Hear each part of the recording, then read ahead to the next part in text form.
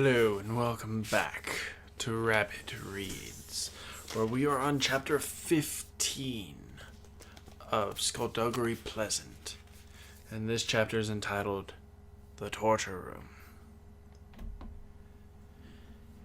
The moon was out and the stars were twinkling, and it really was a beautiful night for pain.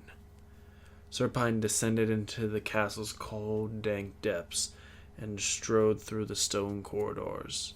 Although he was beginning to smile, he came to the heavy wooden door and paused with his hand over the latch, savoring the deliciousness of the moment.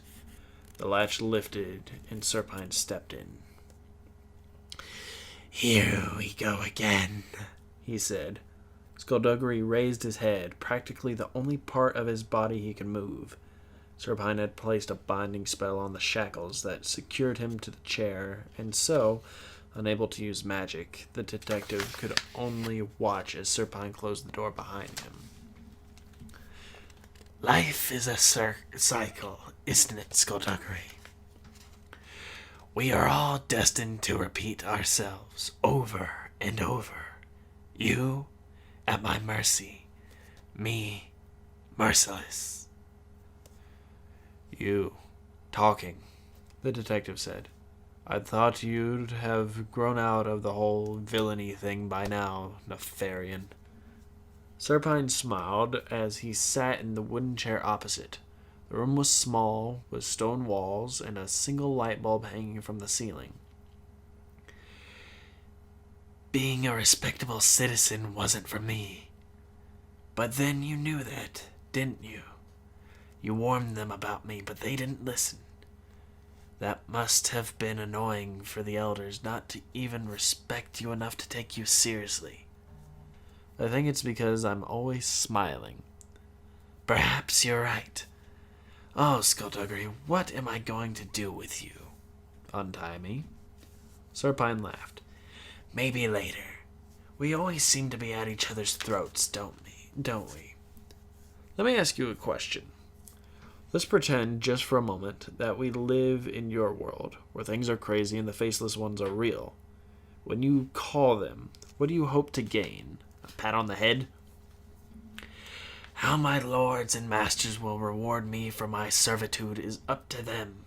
I would never presume to guess." "The door is closed, Nefarian. Just us two guys in here chatting. What's in it for you?" Serpine leaned in. "I get to be by their side when they raise this world, when they expunge the stain of humanity.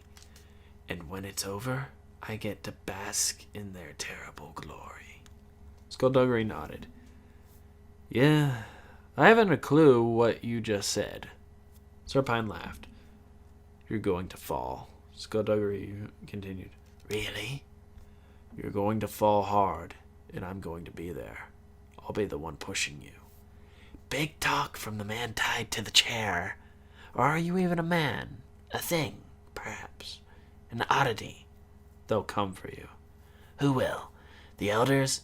Meritorious and his lot? Please, they're too busy worrying about being rude to me." "Not after this. They're probably at your doorstep as we speak." Serpine stood, walked behind his captive. "Somehow I don't think they would be able to marshal their forces so quickly, or so efficiently. No, my old enemy, I think for the moment anyway, we're all alone. And you have something I want." "A winning sense of style?" "The key," Serpine said as he walked back into the detective's line of sight. "Don't know what you're talking about." Serpine was moving his left hand slightly, like he was conducting music. "Obviously you're not going to just offer up the information, so I think a spot of torture is required." "Ah," the detective said. "Old times." "I remember those dark autumn days, and I'd while away, cutting you, making you cry out." "Fun for the whole family." You may think my options would be limited as far as torture is concerned, especially now that you don't have skin to cut. But I've picked up a few new tricks I think you'll enjoy. Serpine moved his fingers in a wave motion, directing it at the chair he had just been sitting on. The wood creaked and groaned as it expanded and contracted like it was breathing. The detective couldn't avoid looking at it. If I could do that to that chair, Serpine said, enjoying the moment, think what I can do to bone. There was a loud crack as the chair splintered. Serpine hunkered down in front of him. Well, Skulduggery, where is that tired old defiance? The taunting, the goading. Where are the endless heroic cliches? Aren't you going to look me in the eye and tell me to do my worst? Actually, I was going to ask you to take it easy on me. I'm feeling kind of tender today. Serpine stood, opened his left hand in front of the detective. This is your one chance. Tell me where the key is. Okay.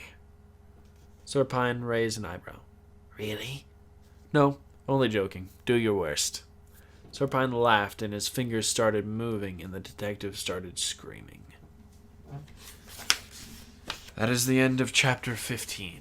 I do apologize that this video is rather short.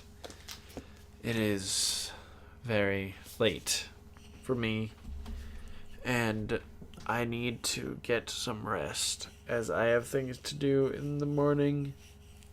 But hopefully all of you enjoyed that short chapter of Skulduggery Pleasant. And if you did, you know what to do. Keep things crazy, and I will see all of you in the next one.